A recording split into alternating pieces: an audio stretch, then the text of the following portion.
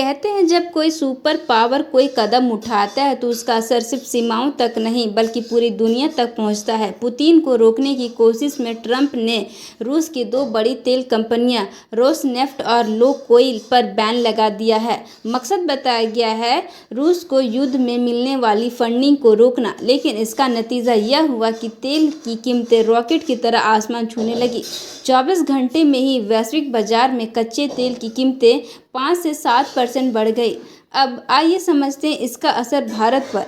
भारत ने कुल तेल यातायात करीब 35 से 40% हिस्सा रूस से खरीदता है, जिसमें सबसे बड़ा हिस्सा इन्हीं दो कंपनियों का है। रिपोर्ट के मुताबिक रिलायंस इंडस्ट्री रोजाना लगभग 5 लाख बैरल तेल रूस से यातायात करती है, जिसमें से 50% तेल रोसनेफ्ट से आता है। अब खबर है कि रिलायंस इस अनुबंध को 21 नवंबर 2025 तक समाप्त करने पर विचार कर रही है।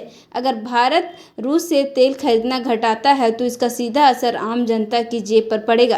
पेट्रोल डीजल की कीमतों में 5 से 7% की बढ़ोतरी संभव है। अब भारत को सालाना 2 से 3 मिलियन डॉलर का अतिरिक्त बोझ झेलना पड़ सकता है। दरअसल 2021 तक रूस से भारत का तेल यातायात कुल का सिर्फ 2% था, लेकिन रूस यूक्रेन युद्ध के बाद सस्ता तेल मिलने से यह हिस्सा बढ़कर 40% तक पहुंच गया। अब अमेरिका के इस प्रतिबंध के बाद भारत को फिर से नए विकल्प तलाशने होंगे, जैसे सऊदी अरब, यूएई, नाइजीरिया, अंगोला, ब्राज़ील और अमेरिका। फिलहाल भारत के पास 90 दिनों तक तेल का भंडार है, लेकिन दीर्घकालिक योजना के तहत 2030 तक तेल यातायात पर निर्भरता को 77% से घटाकर 65% तक लाने की लक्ष्य रखा गया है।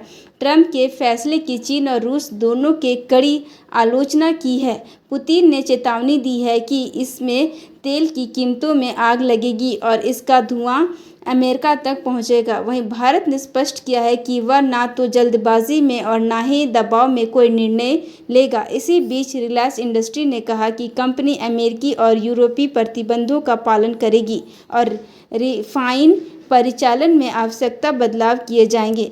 सवाल यह है कि क्या ट्रंप की यह चाल रूस को रोक पाएगी या फिर पूरी दुनिया को महंगाई की आग में झोंक देगी।